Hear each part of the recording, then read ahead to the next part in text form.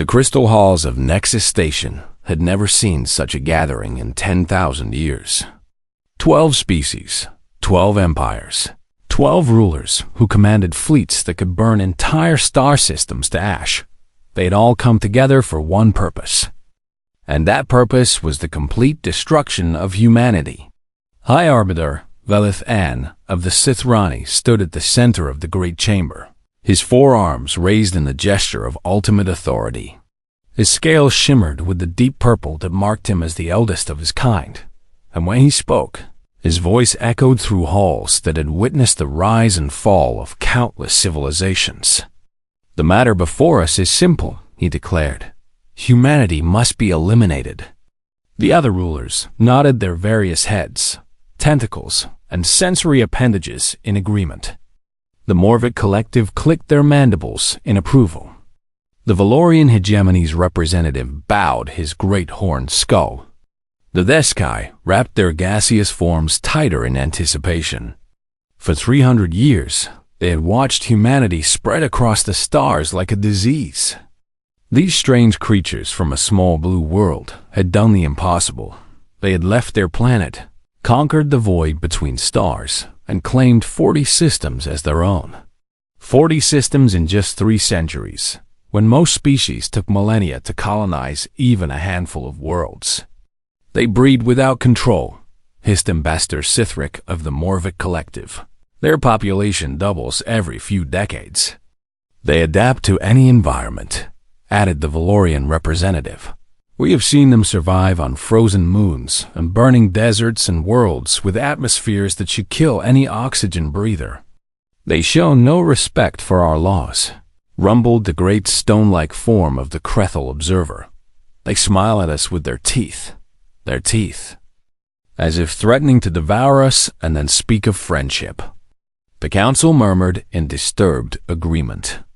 Every species in the galaxy knew that showing teeth was a threat display. Yet humans did it constantly, claiming it meant happiness. Such deception, such duplicity, it could not be tolerated. High Arbiter Velith and raised his arms once more for silence. "We have conquered 1,000 species across this galaxy," he reminded them. "We have brought order to chaos, civilization to barbarism, peace to warlike primitives. Humanity is simply one more problem to be solved, one more species to be brought under control or removed entirely." The vote was called. One by one, the 12 rulers of the Galactic Concord cast their decisions into the crystalline matrix at the chamber's heart. 11 votes glowed bright red for extermination. Only 1 vote burned blue for mercy. All eyes turned to Ambassador Keth Moranis of the Valorian hegemony. He was old even by his species' long-lived standards, his horns worn smooth by centuries of contemplation. He had walked among the humans when first contact was made, had lived on their homeworld called Earth, had studied their history and their nature. "You are all fools," he said quietly, and the chamber fell utterly silent at such disrespect. "Speak your piece, old one," Velithan commanded. "Then accept the judgment of the majority." Keth Moranis rose slowly from his seat, his ancient joints creaking with the effort. "I have read their histories," he began. "Not the sanitized versions they share with outsiders, but the true records of their past. Do you know what humans are? Do you truly understand what you propose to fight?" He looked around the chamber at the assembled rulers of the galaxy's mightiest empires. "They are monsters," he said simply, "but not the kind you imagine. They are monsters who prey upon themselves. For thousands of years before they reached the stars, humans slaughtered each other in numbers we cannot comprehend. They burned their own cities, poisoned their own lands, split the very atom to create weapons that could have ended their entire species." The council shifted uncomfortably, but Keth Moranis continued. "And yet they survived. Every horror they inflicted upon themselves only made them stronger. They did not break. They adapted, they learned, they grew more terrible with each generation. They have a darkness in them that sleeps most of the time, hidden behind those smiles you find so disturbing. But when that darkness awakens, he paused, and his ancient eyes held something that the Council had never seen in a Valorian before. It was fear. When that darkness awakens, he finished, empires fall. I have seen the ruins on their world, the memorials to wars that killed millions in mere years. I have read the words of their warriors and their poets, and I tell you now, you do not want to wake the sleeping beast that lives in humanity's heart. High Arbiter Velathan made a dismissive gesture with all four arms. You have grown soft in your old age, Ambassador. You have let their primitive superstitions infect your thinking. Humanity is a young species, barely out of their infancy. They have no great fleets, no ancient weapons, no experience with true galactic warfare. We command 40,000 vessels crewed by the finest warriors of 12 civilizations. We have conquered species far more dangerous than these hairless apes. The Council voiced its agreement with clicks and rumbles and telepathic pulses of approval. Keth Moranis simply shook his great head sadly. Remember my words, he said, when your fleets burn and your soldiers scream. Remember that I warned you. You look at humanity and see a weak young species ripe for conquest. I look at humanity and see survivors of a crucible of violence that would have destroyed any other race. You think you are the predator in this hunt, but you have never faced prey that bites back with such terrible fury. The High Arbiter gestured to his guards. Escort the ambassador to comfortable quarters, he ordered. His counsel is no longer required. The vote is 11-1. Humanity will be exterminated. Our fleets will launch within the solar cycle. As the guards led him away, Keth Moranis looked back one final time at the assembled rulers of the galaxy. You are all dead, he whispered. You simply do not know it yet. Within hours, the orders were sent. 40,000 warships began powering their engines. 12 armadas, the largest military force ever assembled in Concord history, prepared to erase humanity from existence. They expected the war to last weeks at most. They had no idea what was coming for them. The Admiral Sirith of the Sifrani Third Fleet had never lost a battle in his 200 years of service. His scales bore the golden markings of 17 major victories, and his name was spoken with reverence across a dozen conquered worlds. When High Arbiter Velathan chose him to lead the assault on the human colony of New Valencia, Sirith accepted the honor with the calm confidence of a true warrior. His fleet numbered 2,000 ships, more firepower than most species had seen in their entire existence. Battlecruisers the size of small moons, destroyer squadrons that moved like schools of predatory fish, carrier vessels housing tens of thousands of fighter craft. It was a force designed to crush any resistance before it could even form. New Valentia appeared on his view screens as a blue-green jewel hanging in the darkness of space. 8 million humans lived on that world, building their homes, raising their young, living their brief little lives in ignorant bliss. They had no military fleet, only a handful of orbital defense stations, and some civilian transports scrambling to evacuate. Begin bombardment, Sirith commanded. Leave nothing standing. The first plasma barrage turned 3 major cities to ash in seconds. The orbital stations tried to return fire, but their weapons were designed for asteroid defense, not warfare. They lasted perhaps 10 minutes before being reduced to expanding clouds of debris. Sirith watched the destruction with satisfaction. This was exactly how the war would proceed. Quick, efficient, total. The humans would learn the price of defying the galactic concord, and the other species of the galaxy would see once again why the Sithrani were the supreme military power in known space. Then something strange happened. A mining vessel, a simple ore hauler with no weapons, no armor, no military systems of any kind, broke from the fleeing civilian convoy and accelerated directly towards Sirith's flagship. What is that fool doing? One of his officers wondered aloud. The answer came seconds later when the mining vessel's fusion core overloaded. The explosion tore through the flagship's shields and carved a massive gash in its hull. Sirith was thrown from his command chair as alarms screamed throughout the ship. "Damage report," he shouted. But before anyone could answer, more civilian ships began breaking formation. Cargo haulers, passenger transports, even escape pods. They were all turning toward the Sithrani fleet and accelerating to ramming speed. "This is impossible," his tactical officer stammered. "They are killing themselves." Why would they kill themselves? Sirith had no answer. In all his years of warfare, he had never seen anything like this. Every species in the galaxy understood the fundamental law of survival. When the battle was lost, you surrendered, you fled, you did whatever was necessary to preserve your own life. That was the natural order of things. But humans, it seemed, had never learned that law. The next 3 hours were a nightmare. Civilian vessels rammed Sithrani warships with suicidal determination. When the Sithrani began shooting them down before they could reach ramming distance, the humans launched their escape pods as missiles instead, packing them with mining explosives. Ground forces were deployed to secure what remained of New Valencia's surface. Sirith expected the survivors to flee or hide or beg for mercy. They did none of these things. Colonists attacked Sithrani soldiers with farming tools, with kitchen knives, with their bare hands. They died in droves, cut down by plasma fire and energy blades, but they kept coming. Old humans fought alongside young ones. Males and females side by side.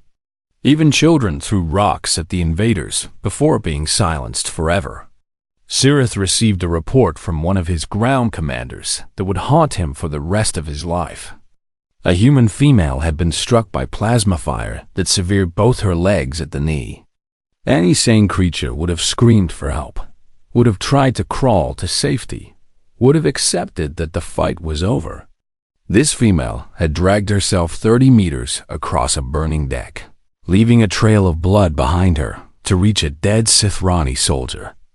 She had taken the explosive charges from his belt, activated them, and waited until a group of Sithrani officers came to investigate the strange sight. She smiled at them, that terrible threat display with the teeth, and detonated the charges. The entire command squad was killed. "They are insane," Sirith whispered as he reviewed the reports. "They are completely insane." But he was wrong. This was not insanity. This was something far more dangerous. This was a species that had decided, collectively and absolutely, that there were things more important than survival. This was a species that would rather die fighting than live as slaves. By the time New Valencia was finally secured, Sirith had lost 400 ships.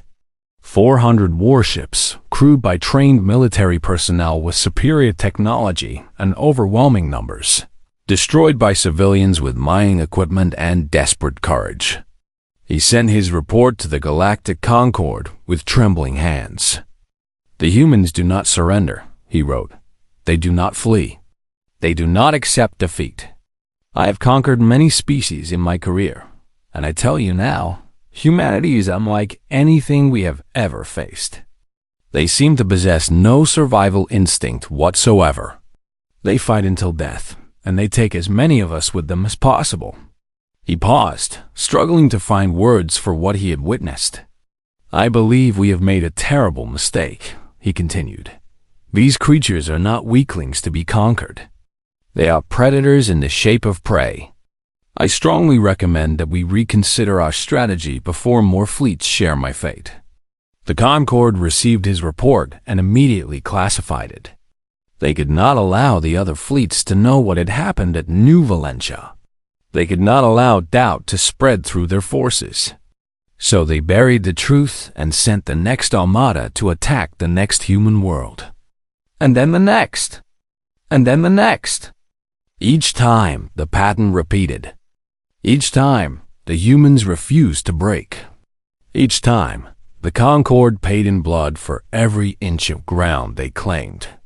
But the worst was yet to come, because the humans were not just fighting to survive. They were watching and learning, and preparing for the day when they would stop defending and start attacking. That day was coming soon, and when it arrived, the galaxy would tremble. 6 months had passed since the war began, and the Galactic Concord had learned what it truly meant to fight humanity. 11 human worlds had fallen to the combined might of 12 empires. Cities burned on planets from the outer rim to the core systems. Billions of humans had died under orbital bombardment and ground assault and the merciless advance of Concord forces. By any reasonable measure, the war should have been over. The humans had lost a third of their territory, half their industrial capacity, and millions of their people. Any other species would have surrendered long ago, would have accepted whatever terms the victors demanded. But humans were not any other species. Ambassador Keth Moranis sat in his comfortable prison cell on Nexus Station, reading the reports that his former colleagues were too frightened to classify properly anymore. He laughed as he reviewed the casualty figures, not because he found joy in death, but because he had warned them and they had refused to listen. The Concord had conquered 11 worlds. They had also lost a third of their combined fleet strength. Nearly 14,000 ships destroyed or damaged beyond repair. More soldiers had died in 6 months than in the previous century of Concord military operations combined. And still the humans refused to break. The doctrine they followed had a name in their ancient languages. Many names, actually, depending on which human culture had invented it. Scorched earth, they called it. Total resistance. Never surrender. When the Concord came to conquer a human city, the humans burned it first. They destroyed their own buildings, their own factories, their own homes, rather than let the enemy use them. When the Concord tried to capture human water supplies, the humans poisoned them. When the Concord attempted to take human prisoners for labor, the humans fought to the death instead. On a world called Kepler's Hope, the colonial governor had made a decision that still gave Concord generals nightmares. The Valorian ground forces had fought their way to the capital city after weeks of brutal combat. 200,000 soldiers surrounded the government complex, ready to capture the human leadership and claim victory. Governor Sarah Chun stood on the roof of that complex, looking down at the army that had come to enslave her people. She was 67 years old, a grandmother who had spent her life building colonies and raising children and dreaming of a peaceful future among the stars. She had also spent the last 3 weeks secretly rigging the planetary fusion grid to overload. This is Governor Chun. She broadcast on all frequencies. To the Valorian forces below, you have fought hard to reach this city, and I respect your dedication. But you will not have it. You will not have any of us. She pressed the detonation key. The explosion killed 90,000 humans who had not evacuated in time. It also killed 200,000 Valorian soldiers, more casualties than the hegemony had suffered in the previous 5 centuries of warfare. The Concord generals called it insanity. They called it barbarism. They could not understand how any leader could destroy her own people rather than accept honorable surrender. But Keth Moranis understood. He had read human history, and he knew that Sarah Chun was simply following a tradition as old as humanity itself. There was an ancient human fortress called Masada, where 1,000 people had chosen death over slavery. There was a battle called Thermopylae, where 300 warriors had held a mountain pass against an army of millions. There was a city called Stalingrad, where humans had fought each other street by street, building by building, room by room, until the frozen ground was soaked with blood. Humanity had been doing this to themselves for their entire existence. The Concord was not facing a new enemy. They were facing the accumulated horror of 10,000 years of human warfare, perfected across countless generations of conflict. And now that terrible knowledge was being turned outward against the galaxy itself. The reports from the front lines grew more disturbing with each passing week. Concord soldiers were beginning to suffer psychological breakdowns. They woke screaming from nightmares about human faces, those terrible smiling faces that kept coming even when their bodies were broken, even when death was certain. A Morvic commander had to execute 3 of his own officers after they refused to lead another ground assault. A Sithrani battle group had retreated without orders after detecting human ships in the system. The Deskai, who communicated through shared emotional consciousness, had sealed off all telepathic contact with their forces fighting the humans. The fear and trauma radiating from those soldiers was too overwhelming to bear. Meanwhile, humanity was learning. Every battle, every engagement, every skirmish, human strategists studied the Concord's tactics and found weaknesses. They analyzed alien psychology and discovered fears. They captured enemy technology and reverse-engineered it within months. The first human warships built specifically for this conflict began rolling off the assembly lines on the remaining free worlds. They were ugly things compared to the elegant vessels of the Concorde, brutal, angular, designed with no concern for aesthetics or tradition. Every inch of them was devoted to one purpose: killing as many enemies as possible. And unlike Concorde ships, which were built by robotic factories and crewed by trained professionals, human ships were constructed by volunteers working triple shifts and crewed by men and women who had watched their families die under alien bombardment. These were not soldiers fighting for duty or honor or political ideology. These were survivors fighting for vengeance. The human high command, operating from hidden bunkers on their homeworld of Earth, had begun planning something that would change the entire nature of the war. They called it Operation Nightmare, and its purpose was simple: to teach the Concorde the true meaning of fear. The invasion was over. The counterattack was about to begin. And when it did, the galaxy would learn why humanity had survived 10,000 years of trying to destroy itself, and why any enemy foolish enough to awaken their darker nature would pay the ultimate price. The human counteroffensive did not begin with fleets or armies or any of the traditional instruments of galactic warfare. It began with whispers in the dark, with shadows that moved when no one was watching, with nightmares that followed the rulers of the Concorde into their most sacred spaces. The Sithrani homeworld of Vetheran had not seen conflict in 10,000 years. It was a paradise of crystal spires and floating gardens, protected by orbital defense grids that could vaporize entire fleets. The Sithrani people lived in absolute security, confident that no enemy could ever reach their ancient shores. On the night that everything changed, the Eternal Archive burned. The Archive was more than a building. It was the soul of the Sithrani people. Every piece of art, every scientific discovery, every poem and song and philosophical treatise that their species had created over millennia was stored within its crystalline walls. To the Sithrani, it was the most precious treasure in existence. A team of 12 humans, just 12, moving through security systems that should have been impenetrable, planted incendiary charges throughout the structure. They made no attempt to escape. They simply sat in the Archive's central chamber, waiting to be discovered. When the Sithrani guards finally arrived, the team leader, a woman named Maria Santos, who had lost her entire extended family on New Valencia, smiled at them. "This is for everyone you killed," she said, and pressed the detonation trigger. The Archive burned for 3 days. Irreplaceable treasures turned to ash. 10,000 years of cultural memory, gone forever. The Sithrani people wept in the streets, and their wails of grief could be heard across the planet. But the humans were not finished. Similar strikes hit Concorde worlds throughout the galaxy.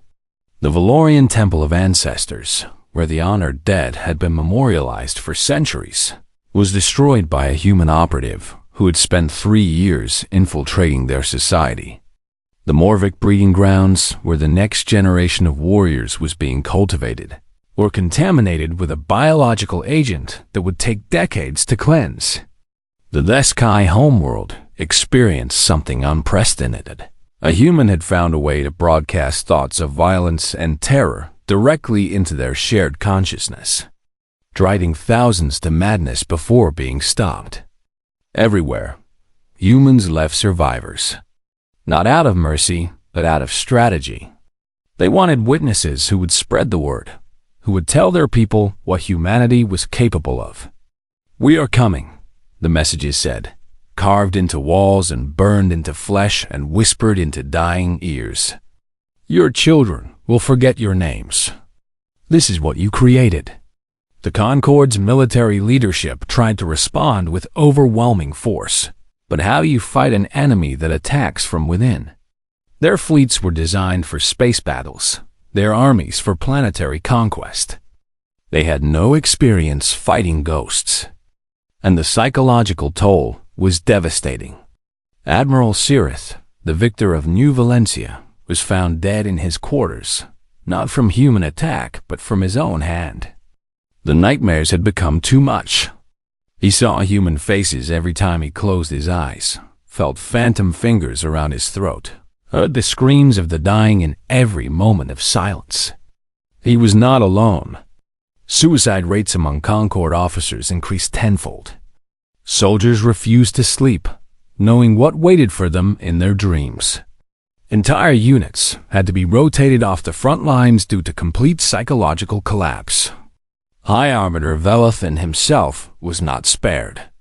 One night, he woke from restless sleep to find a human sitting in his private chambers.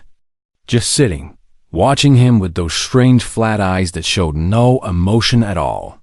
For 3 hours, the human said nothing. He simply sat and watched as the most powerful being in the Galactic Concord trembled in terror, unable to call for help, unable to move, unable to do anything but stare at this creature that had somehow passed through every security measure in existence. When dawn came, the human rose and walked toward the door. "I could have killed you 100 times tonight," he said quietly. "I want you to live with that. I want you to know that there is nowhere in this galaxy where you are safe from us. Sleep well, High Arbiter. We will meet again." He left a note on Valetha's pillow.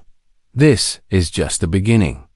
The High Arbiter suffered a complete psychological breakdown shortly after. He began seeing humans everywhere, in shadows, in reflections, in the faces of his own advisors. He screamed about spies and assassins and could not be calmed. The Concord began to fracture. The Morvic Collective, their breeding grounds contaminated and their future uncertain, voted to withdraw from the Alliance entirely. They sealed their borders and declared neutrality, hoping that humanity would ignore them. The Valorian hegemony, their leadership decimated by targeted assassinations, sued for a separate peace. They offered to return all conquered human territory and pay any reparations demanded, if only the humans would stop. 3 species that had been conquered by the Concord millennia ago saw their chance. The Krethal, the Voss, and the Imnari all rose up against their oppressors, inspired by humanity's example. If these strange beings from a small blue world could resist the Concord, why couldn't they? Meanwhile, human warships had begun their own offensive. But they did not fight the way civilized species fought. Instead of engaging in fleet battles, human vessels would jump directly into enemy formations, choose the largest ship available, and accelerate to ramming speed. At the last moment, the human crew would detonate their fusion cores. These were not accidents or desperate measures. These were planned tactics, executed by volunteers who had signed up specifically for the honor of dying in nuclear fire. There were waiting lists for these missions, more volunteers than ships to carry them. The Concord admirals could not comprehend it. How did you fight an enemy that considered death a victory? How did you defeat a species that had turned self-destruction into an art form? The answer they were beginning to realize was that you didn't. You surrendered or you died. Those were the only options humanity offered. And surrender was looking more attractive with each passing day. The war lasted 4 years, 2 months, and 17 days. When historians would later write about this period, they would call it the humbling, the moment when the ancient powers of the galaxy learned that they were not as mighty as they believed. It ended not with a great battle or a final confrontation, but with a transmission. Every remaining Concord world received it at exactly the same moment, a signal that cut through all jamming, all encryption, all defenses. There was no escaping it, no ignoring it, no pretending it wasn't real. The image showed a human woman sitting in what had once been the High Arbiter's throne room on Nexus Station. The crystal walls still glittered with the beauty of ages past, but now they belonged to humanity. Her name was Admiral Chun Wei-Lin, and her gray hair told the story of years that had aged her far beyond her time. Scars crossed her face and neck and hands, wounds that she had refused to have healed, because she wanted to remember every moment of pain that the Concord had inflicted. Before the war, she had been a schoolteacher on New Valencia. She had taught children to read, to write, to dream of futures among the stars. She had a husband named Marcus and 3 children, James, Elena, and little Sophie, who was only 4 years old. They had all died in the first bombardment. She had watched from a shelter as plasma fire fell from the sky and turned her world to ash. She had held the bodies of her children as the flames grew closer. She had screamed her grief into the uncaring void as everything she loved was taken from her. And then she had stopped screaming and started fighting. She rose through the ranks of the human resistance with terrifying speed. Every mission she led was successful. Every enemy she faced was defeated. Her soldiers would follow her into the heart of a sun if she asked, because they knew that she feared nothing, not death, not pain, not the endless armies of the Concord. She had nothing left to lose, and that made her the most dangerous human alive. Now she sat on the throne of her enemies, and she spoke to the entire galaxy. "You came to exterminate us," she began, a voice calm and steady despite the weight of everything she had endured. "You believed we were vermin, an infestation to be cleansed from your perfect galaxy. You sent your fleets and your armies to burn our worlds and slaughter our children." She paused, and her eyes seemed to look directly at every being watching. "You learned what we truly are." Her voice grew stronger now, filled with a cold fire that made even the bravest souls tremble. "We are the species that crawled out of the mud and looked up at the stars and decided they belonged to us. We are the species that split the atom and turned its fire upon ourselves and kept going. We are the species that took wolves, the most dangerous predators on our world, and made them love us. We do not have telepathy like the Veskai. We do not have natural armor like the Morvek. We do not live for millennia like the Sithrani." She leaned forward, and her smile showed teeth. "We have only one gift. We do not stop. You can burn our cities, but we will build new ones. You can kill our families, but we will remember them and fight in their names. You can break our bodies, but our spirits will haunt you forever. That is what you awakened when you attacked us. That is what you failed to understand." Behind her, the remnants of the Concord leadership were brought forward in chains. High Arbiter Velathanese, broken and hollow-eyed, could barely stand. The other rulers who had not fled or been killed looked no better, once proud beings reduced to trembling, shadows of their former selves. "The Galactic Concord is dissolved," Chun Wei-Lin declared. "Your fleets are destroyed. Your armies are scattered. Your empires have fallen. The species you conquered are rising up to claim their freedom, and there is nothing you can do to stop them." She stood from the throne and walked toward the chained prisoners. "You wanted to teach us our place in the galaxy," she said softly. but we have taught you instead. We have taught you that humanity is not to be trifled with. We have taught you that those who seek to destroy us will themselves be destroyed. We have taught you that the universe is not safe, not predictable, not under your control. She turned back to face the cameras broadcasting her image across the stars. And now you will learn to live in a galaxy where humanity decides what happens next.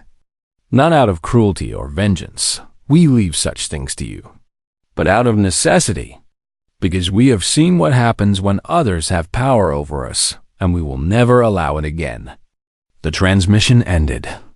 In the centuries that followed, the galaxy transformed in ways that the old Concord rulers could never have imagined. The former member species were not enslaved or exterminated. Humanity was better than that. They were integrated into a new order, one where no single species could ever again threaten genocide against another. Human colonies spread across worlds that had once been forbidden to them. Human ships flew trade routes that had once been the exclusive domain of ancient empires. Human ideas and art and music and stories flooded across the stars, changing cultures that had remained static for millennia. The Sithrani rebuilt their eternal archive, with human historians helping to reconstruct what had been lost. The Valorians adopted human sports and games, finding strange joy in activities their ancestors would have considered barbaric. The Morvic discovered human cooking and became obsessed with the thousands of flavors that these strange beings had developed. And everywhere, in temples and memorial halls and sacred spaces, the former enemies of humanity kept shrines to the war, not to celebrate their defeat, but to remember it, to ensure that their children and grandchildren would never forget the lesson they had learned. The inscriptions were written in 100 alien languages, but they all said the same thing. Never again. Never again would they underestimate the creatures from the small blue world. Never again would they assume that might made right, or that ancient power could not be challenged. Never again would they mistake humanity's kindness for weakness, or their smiles for submission. Ambassador Keth Moranis lived to see the end of the war and the beginning of the new era. He was given a place of honor in the new galactic government, respected as the one being who had tried to prevent the catastrophe. When he finally passed away at the age of 743, his last words were simple. "I told them," he whispered. "I told them what would happen. They should have listened." And on a small blue world, orbiting a yellow sun, humanity continued doing what it had always done, surviving, adapting, growing, reaching for the stars with hands that would never stop grasping and hearts that would never stop beating. They had faced the mightiest empires in the galaxy and emerged victorious. They had stared into the void and refused to blink. They had proven, once and for all, that the universe belonged to those brave enough to claim it. This was humanity's gift to the stars. Not conquest, not domination, but the unshakable truth that nothing could ever keep them down. The galaxy had learned to fear them. Now it would learn to respect them. And perhaps, in time, it would learn to love them as well.